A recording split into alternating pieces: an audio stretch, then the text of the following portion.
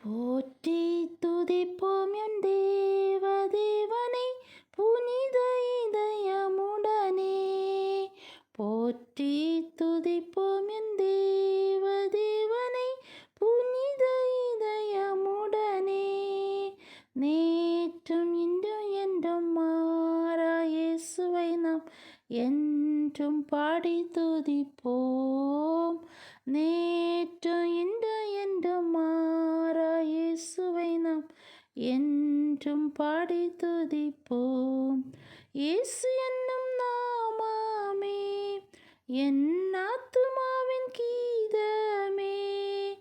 என் நேசரேசுவை நான் என்றும் போற்றி ஸ்துதித்திடுவேன். என் நேசரேசுவை